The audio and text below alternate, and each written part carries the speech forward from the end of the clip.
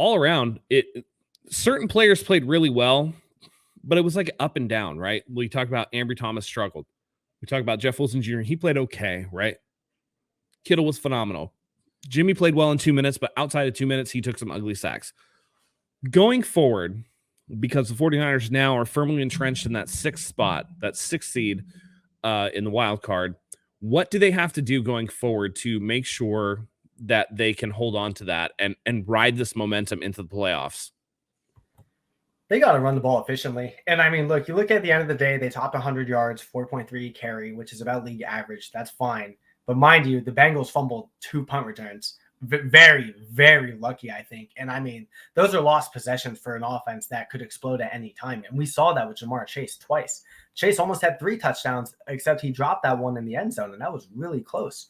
And this was one of those days where, you know what, Josh Norman didn't get his name called upon because it was Ambry Thomas that was getting the burn. If Mosley was on the field, Norman would have been the guy that just would have been toast. So the Niners I still think they got to run the ball efficiently. And it was an okay day. Garoppolo made the throws he needed, but it was also, you know what wasn't talked about was the near Jimmy throw interception that Jesse Bates had in overtime. That no one really talked about that much, but holy cow, did he? Right, that was ugly. That could have got. I think it was. I actually think it was late 4th quarter. It wasn't overtime. Was it late 4th? Yeah, it was right before the Kittle play. Right. Yeah, where Bates just dropped it, and he had nothing but green grass in front of him, and it would have been a pick six, and it was one of the ugliest throws, and we were like, "Holy crap, that was the one right there." That was that could have gone back the other way. Yeah, and but that play speaks to Christian's comment here, where he says, "I wonder if Kyle scheming up only high efficiency passing for Jimmy, it hurts Debo in the passing game." I do think that that's a little bit true, and we talked about it earlier in the year that if anybody, we talked about it in the preseason actually, where if anybody was going to switch teams and go from a Jimmy guy to a Trey guy, it was going to be Debo, because Debo's like, I'm not just this gadget player. I can go downfield. And early in the season, that's exactly what he was showing. But now, lo and behold, we're back to Debo being the gadget guy. And he didn't get almost 1,000 yards in the first 9 games of the season to go and regress back to this gadget player, whatever. And I think it speaks to the fact that Kyle does need to keep Jimmy in a very rhythm and efficient type, game. We talk about how good Jimmy was in the 2-minute, how good he was in the overtime. The worst throw that he made, that Bates, if you remember, that Bates throw came like right after a timeout, and where they were in the huddle talking about it, when they were running up tempo, no huddle stuff. Jimmy gets to be the one read guy. The defense has no idea because they don't have time to sub out and get their packages in. And that benefits Jimmy.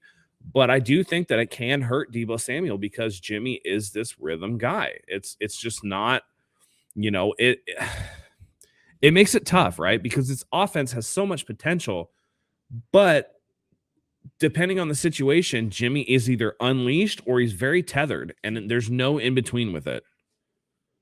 Yeah, I want to continue on the high efficiency thing, because with Debo, we haven't really seen those short screen passes that he dominated with early on in the year and last season, where it was a short screen pass right to the left or right, and he gained like 6 or 7 yards after the catch.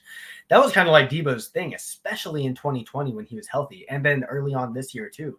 And now the past few weeks, it feels like we haven't really seen that. So I don't know, maybe Shanahan just likes using him as a gadget player for the time being, because like Christian says, you have him as a gadget player. It gives Jimmy Garoppolo the chance to be more efficient, especially on short passes, intermediate, or just an easy handoff to kind of take the pressure off of Garoppolo.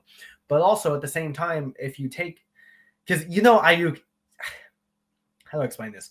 Ayuk, he's a deep ball receiver, right? He can be deep ball, but Jimmy's not going to throw that. So you have Ayuk one-on-one in coverage. If it's not, it's like deep ball or slant for Ayuk. He's very good on the slant plays. He had a nice slant catch today. Right. That was really good.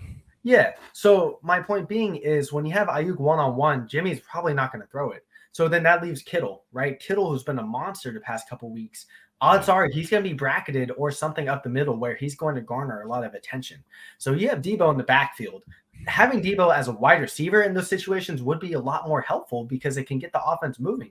Like you say, the offense has a lot of potential, and I think it has even more potential when Debo's a wide receiver. I honestly think that, and that's not to knock him as a running back, but having him as a wide receiver, because like you say, there's a reason why he had almost 1,000 yards in 9 games, because he's absolutely dominant as a wide receiver, and he just gets open. but you limit him as a running back to running back duties, I think it does limit his skill set quite a bit. And they're still making the most out of it, but I still think something like that holds the offense back quite a bit. Are you kind of on the same page with that? Yeah, I am. First of all, what's up, Melissa? We love having you here. Thank you for being back as always, and thank you to everybody else who's here right now. We're talking about this really tight 26-23 overtime victory from the 49ers. I do agree. It has a lot of potential. Here's the thing, and Dylan kind of says it in his comment. Those muff punts change the game. If the Bengals don't muff those punts, the 49ers probably lose this game. And when you're in the midst of a playoff hunt, listen, we're week 14 now. Okay. The time for potential is past and the time for executing is here. We shouldn't be having these situations where, dang, man, Jimmy missed another one. Dang, like down by the goal line where they got 3 late in the game when it was 17, I think it was 17-6 still, and they were about to go up. It was going to be 24-6. Jimmy missed a wide open Kyle Juszczyk, just did not even look his way down by the goal line. It was a 4-yard pass, easy pass. Everybody knew that Kyle Juszczyk was going to block and then leak out, but nobody covered him, and Jimmy just did not look his way.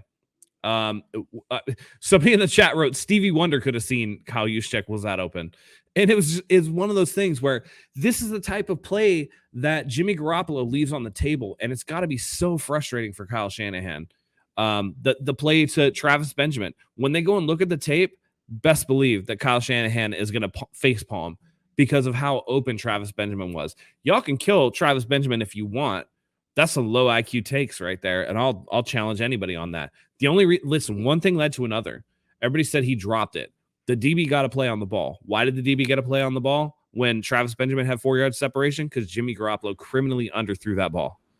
What's funny? You know what's funny though is when Jimmy launched that ball, I was like, no way. I was like, no way. No. And then I see Travis Benjamin stop. I was like, oh no. I was like, oh no. Yeah, he was running full stride and then he stops. I'm like, incomplete. Yeah. Automatically. It looked like it was going to be a good throw at first, right? And then the ball just duck farts, for an incompletion.